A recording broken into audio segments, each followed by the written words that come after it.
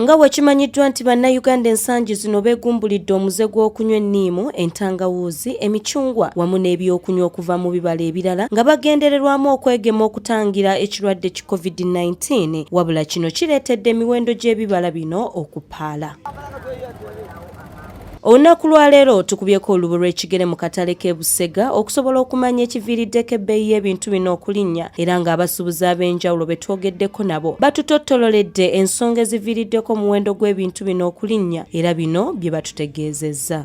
Nti enniimu eyambako okuboostinga immune system kati mu mbeera eyo nga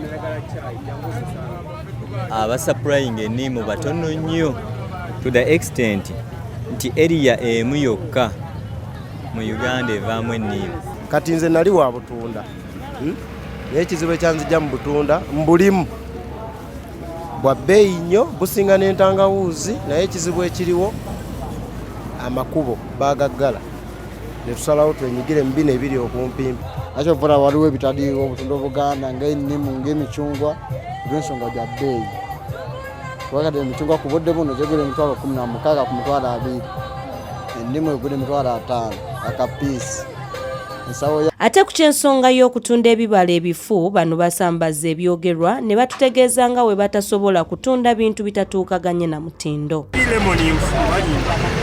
Yasi zikyusa colors waliwo ebaako ekigundi kungulu kale nga bumanyera oba ne wegiba miyembe gijjako akantu ako kulususu nenge ni musimbi.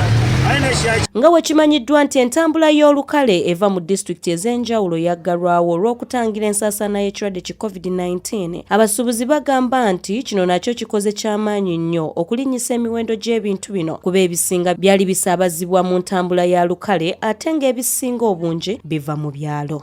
Ate tumanyi guno omwezi bujja kukulira bubeere bwa layisi naye ate entambula ne bagisiba.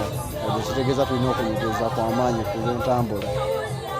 Tulina nsobola kati bwe buva Masaka omala kwegayirira nnyo emmotoka ate ne butuusiza wano ennaku 3.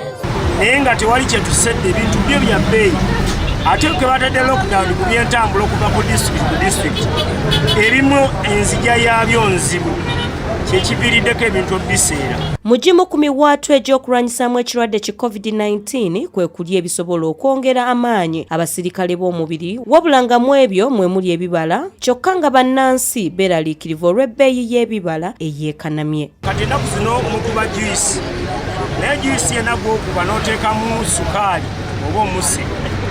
Juyisi gw'oba okuba mukube bikisingamu wakiri ebibala bikolenga sukaali. Omuyembe okusobola nga sukaali, ennaanansi esobola nga sukaali. Maria Dana Namiro, Doreen Josephine Nachiwala, STV Select enjawulo.